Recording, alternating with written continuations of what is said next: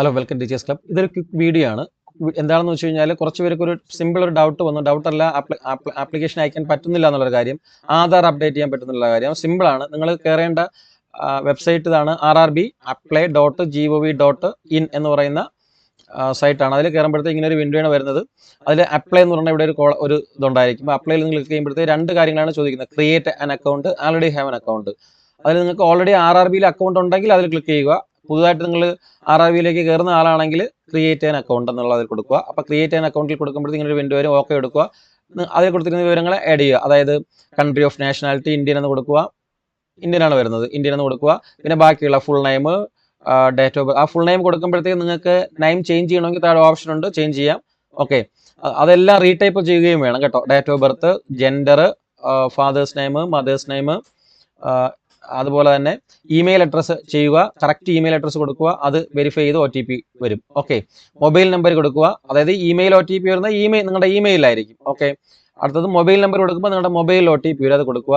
അതിനുശേഷം ആധാർ വെരിഫിക്കേഷൻ ആണ്. അതാണ് ഏറ്റവും ഇമ്പോർട്ടൻ്റ് ആയിട്ടുള്ള കാര്യം, ആധാർ വെരിഫിക്കേഷൻ. നിങ്ങൾക്ക് പലപ്പോഴും സംശയം വരുന്ന കിട്ടാത്തൊരു കാര്യം ആധാർ വെരിഫിക്കേഷൻ ആയിരുന്നു. അപ്പോൾ സിമ്പിളായിട്ട് പെട്ടെന്ന് എന്ത് ചെയ്യുക, ആധാർ വെരിഫിക്കേഷൻ്റെ കാര്യം ചെയ്യാനായിട്ട് നിങ്ങളുടെ ആധാർ നമ്പർ കൊടുക്കുക, ജനറേറ്റ് OTP കൊടുക്കുക. OTP കൊടുക്കുമ്പോഴത്തേക്ക് OTP വരും. ചിലർക്ക് OTP വരത്തില്ല. വെരിഫൈ ചെയ്യാൻ പറയുമ്പോൾ വെരിഫൈ ചെയ്യാൻ പറ്റുന്നില്ല. വെരിഫൈ എടുക്കുമ്പോൾ കൺസെൻറ്റ് കാണിക്കുന്നു.